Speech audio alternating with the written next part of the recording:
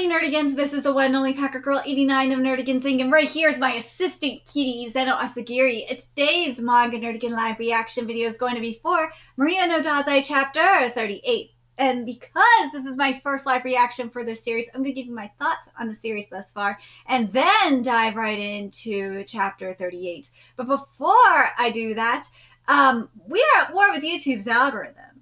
And it is slowly but surely killing my channel. And, oh, hi, kitty.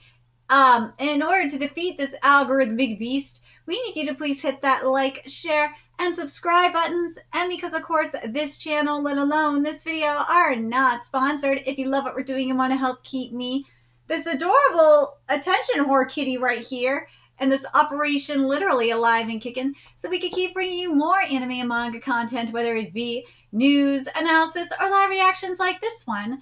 Feel free to hit up our Cash App and PayPal. Links are in the description box below, as well as the link to our Patreon where we are doing our anime live reaction content. Because unlike YouTube, where we constantly have to worry about getting a copyright strike for showing anything on the screen, well, Patreon, we don't have to worry about that. So I can have my full setup of the anime and manga side by side and have the audio to boot, which is not only great for busting a botched localization or two, but it's great for when we cover anime original content like, say, Dragon Ball Daima, which we did yesterday, or for Bleach Thousand Year Blood War, which we covered today and have the first and fifth episodes available for free on Patreon. And the more views and subscribers we get on Patreon, the more anime we'll cover. And hell, if you're a $10 patron, you get to choose the series we cover as well. And the Stackball anime season is coming to a close, and there's more on the way. So please check out our Patreon. The link is in the description box below. So, well, I'm covering the series per, request. And, man, what I gotta say about this is that, yeah, this is like I don't want to say poor man's Jujutsu no Rokunin, but it's like a lighter version of Jujutsu no Rokunin. It really, really is. Obviously, it is a female version of Jujutsu no Rokunin because instead of, the protagonist being like a guy, it's a MILF. It is a MILF. But man, Okoye though is definitely like a diet Kyo. And that's what I was thinking, as the series has been going. And then we saw the manipulation that was going on with his parents, especially his mom who's running the police department. It's like, okay, maybe it's not so much a diet Kyo to an extent. He's up there. He's up there with Kyo. He's up there. But he's still not the same as Kyo. He's not. But he has potential. Dude has potential here. But anyways, where we're at right now is there is a cultural festival. And there's a bomb threat sent to the school. Now let's get to this chapter and see what's in store for us today. Today's bento is roast chicken cafe style sandwich. Aw, that's so sweet. Roast chicken sandwich, chicken, shredded carrots, marinated red cabbage, lettuce, cheese, sausage, kiwi. Oh, that sounds nasty, actually.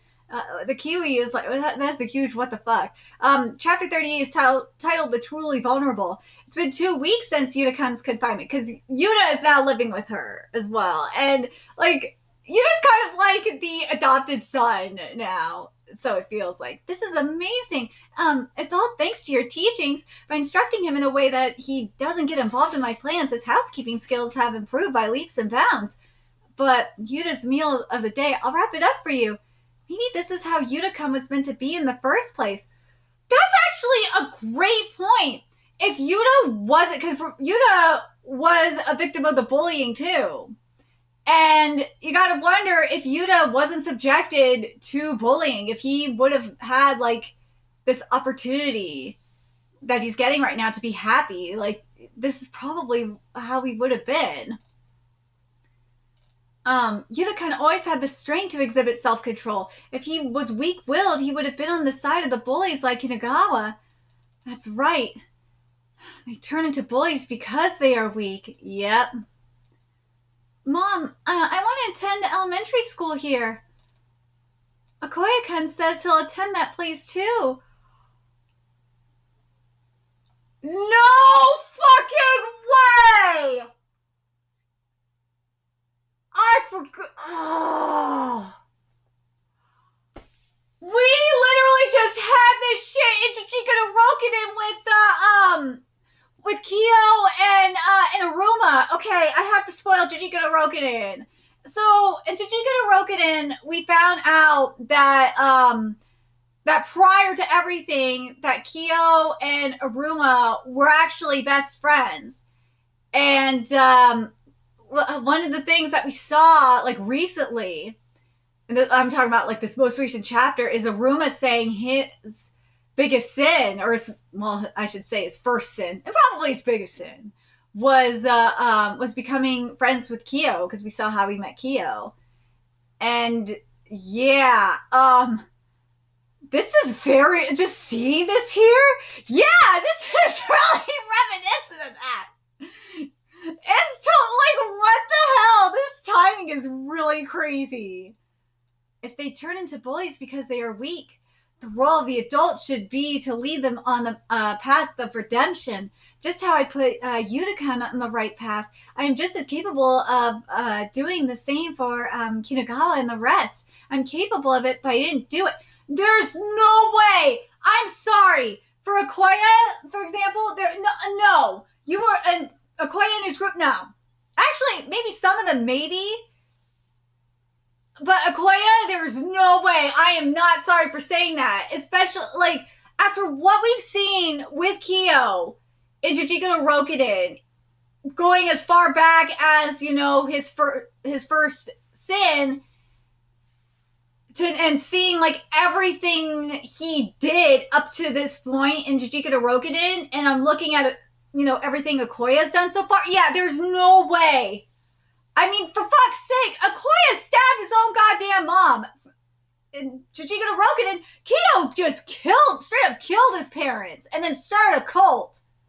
So, yeah, I think Okoye is too far gone.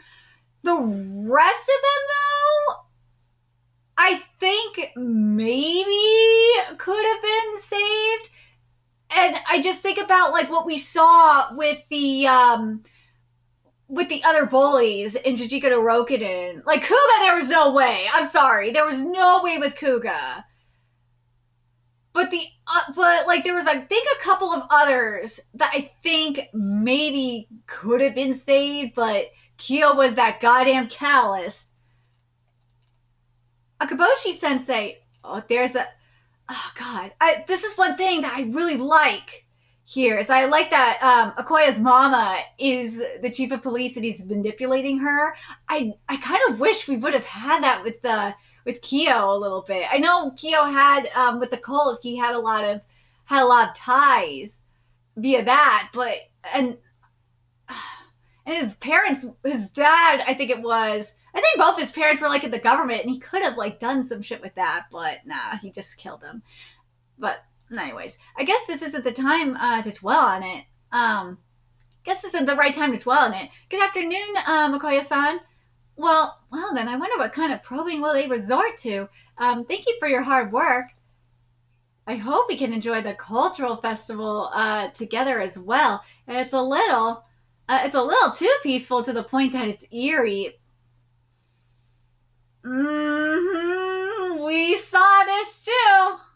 We remember when it gets like that, you know something bad's gonna happen. It's about time that the donation Jenga is going to collapse. Oh, that fucking... That is another thing I like here. I like seeing how corrupt the school is. I do.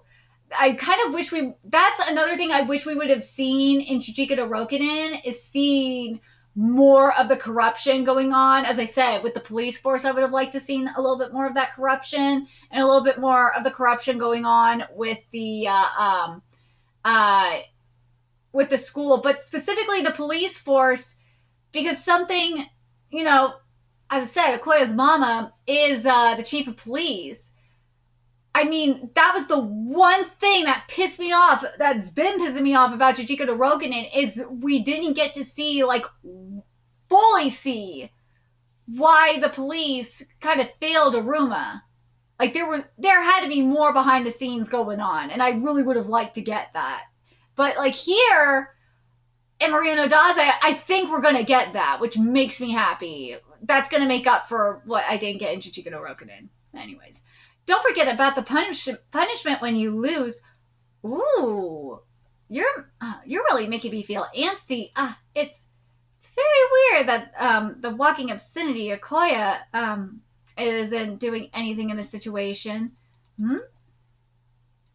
Oi, oi, oi, oi, oi! Whose donation is this? They didn't include their name on the envelope. I remember writing the names of every single person that donated in the roster, though. The side view of the envelope looks pretty unnatural, assuming it contains money. Stop it! Oh shit, it was a bomb! The sound is... Firecrackers! Oh shit, it doesn't have much firepower. If that's the case, I should first ventilate the room to prevent the fire alarm from going off. Next, I should confirm the items that came with the explosives that was used. As expected, a bomb threat detailing the next explosion is written on a heat-resistant paper. To the sly pig who has been acting as the director of this school, did you enjoy the fireworks I've set for you? If you manage to open it before noon, you're pretty lucky. The next firework is set off at 12:30 p.m. The location of the next firework can be found by finding the keywords hidden in the 6 places. Ooh, a place where more than half the body is stored. 2, 8 fire threads that sprout from the ground to the sky. 3, the great men that you can't make eye contact with. 4, the treasure room of the fairy tales. 5, a place where the gloomy sports club assemble. And 6, a haunted toilet. What? If they had killing intentions, they would have chosen a more definitive method. Hence the fact that they chose fireworks. Sir, I found a bomb threat for the next explosion. We should contact the police immediately. No, the cultural festival will be canceled if that happens. How can we give in to threats made by mere firecrackers? We have to deal with this issue with just the faculty members. Yeah, this is the one. To the sly pig who has been acting as the director of the school, I've installed 2 bombs in the academy. If you wish to defuse the bomb, you must resign from the position as the head of the head of the school. Is this the first time you've received threat letters like this? There's always been just words. Nothing has ever happened. To sum it up, they have received threats every single year. I do not understand why the culprit felt the need to use such a roundabout method to achieve his goals, but there's one thing I could conclude about this. He is well aware of the director's tendency to protect himself and his reputation rather than securing the safety of the students. You might not know this, but bomb threats like this are very common. He took advantage of the fact that bomb threats were sent to the school every year, too! What the hell? The culprit that dragged me into this game using this method is... Yep. Through harassment. That sneaky motherfucker! Okoya, you sneaky... See? Like... For those of you that, as I've been saying throughout this, if you have read Jujutsu no Rokunin, and if you haven't, you are gonna... I should have said this from the start, but fuck it. You should have realized this by now. I am going to be spoiling the hell out of Jujutsu no Rokunin when I'm covering this series. This just because I can't help comparing this to Jujutsu no Rokunin. I'm not sorry for it. That's what this series is. This is like a diet Jujutsu no Rokunin. Part of me wants to say again, I said at the beginning, part of me wants to say this is a poor man's Jujutsu no Rokunin, but I can't do that. I can't, because of Okoya's character being kind of intriguing me like Kyo does, I can't say that. Kyo is, and not just that, but like how we're seeing, and this, as I said, how Okoya is running the police department basically through his mom. I love it. It's intriguing me, and it's giving me the thing that I didn't get in Jujutsu no Rokunin. It makes me so happy. It does. But, ooh, this cat and mouse game, this is what we got in Jujutsu no Rokunin with Aruma and Kyo. I really do like this. I do. I'm happy we're getting some cat and mouse shit here. I really hope the other bomb is more than just, like, simple firecrackers. I hope there's more to this. I do, in terms of this bomb. Dude, the school getting Bob threats every year is just like a huge what the fuck. Like, seriously, it's a huge what the actual fuck is happening. But I'm very curious what you guys think of, especially if you are a Jujutsu no Rokunin reader. What do you guys think of this series compared to Jujutsu no Rokunin? And especially the timing of this chapter. Like, it was like that moment. It's just like, wait, we just had this shit with Aruma and Kyo, like seeing how they first met. It's like, wait, what? The timing of this chapter was weird for that reason. But and also in the cultural in the cultural festival there was a very and Jujutsu no Rokunin's cultural festival, there was a very pivotal moment up in there where it was right, what was it? It was like right after, I'm trying to remember off the top of my head. There was one of the girls there. It was not Azuma. Oh my god, it's gonna drive me nuts if I don't remember her name. Holy shit! It was after Kaname got raped. So after Kaname got raped, that was like one of the most pivotal moments of Jujutsu no Rokunin, because then that led to Kyo's game, where we had the game between obviously Kyo manipulated Jun, and then we had Aruma versus Jun, and then the prize, like if they fucked up, it was like rock paper scissors, and whoever lost, their loved one. In the case of Jun, it was Kaname, and in the case of Aruma, it was his brother. It was Kakeru. Kakeru, they would lose a limb for everyone who lost. And then, of course, we had the epic moment of Grandpa, like, coming in and, of course, dying, sadly. But still, but now I gotta wonder if, the reason why I bring this up is everything went down. It went down at the cultural festival. So I have to wonder if we're going to have, because we're at a cultural festival here, I wonder if the bombs here are going to be leading to that significant pivotal point here that happened in Jujutsu no Rokunin. I really hope, I'm very curious if that's going to be the case. What do you guys think? Do you guys think that this will lead to that pivotal point where we're gonna see like the first true showdown between Maria and Akoya? I kind of think so. I think this will be the true, this is going to lead, I'm talking about in-person showdown. I'm not talking, obviously we got the cat and mouse game going on, but I'm talking about like the first in-person showdown. I think it's going to lead up to that. But the other thing I'm thinking to myself too is, will this lead to Yuta dying? I have this feeling in the pit of my stomach, Yuta is going to die. Yuta is kind of like Kakeru, Yuta is going to die. And also Hubby's going to die too. And how Hubby is going to die is saving his wifey.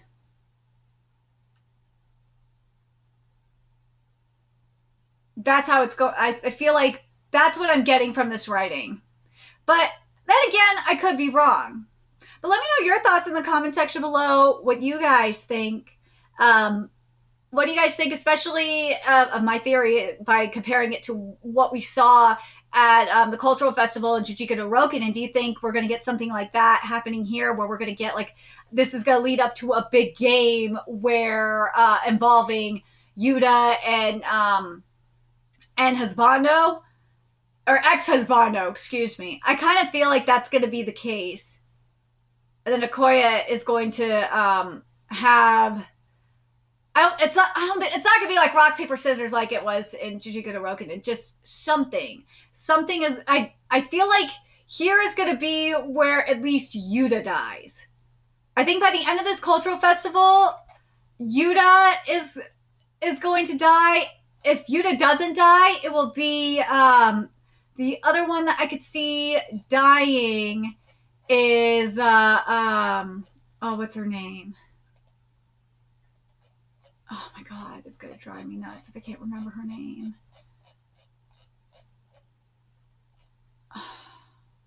Is it here? No. Oh, it's last chapter. Hold on a second. Let me pull it up real quick, because there's one other character I think could die here. Where is it?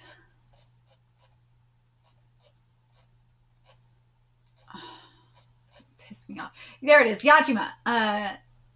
Yajima, yeah. I think either Yajima or Yuta is gonna die, or both. By the end of this portion of the arc, it's gonna be Yajima or Yuta, or both are gonna die. Ex-husbando is gonna die at some point. But I just got this feeling that Yajima and Yuta are probably next to die. But let me know your thoughts in the comment section below, what you guys think. And remember to like, comment, share, and subscribe to Nerdigans Inc. Love what we're doing and want to help keep this operation alive and kicking so we can keep bringing you more Maria no Dazai content. A few ways you could do that. Donate to our Cash App, PayPal, Patreon. Purchase something off our Amazon wishlist. All that's in the description box below. Also, make sure you follow us on Twitter, Twitch, Discord, friend us on PlayStation Network. That's in the description box below as well. Till next time, Nerdigans, we'll be seeing you later. Say bye, Katie. Bye-bye.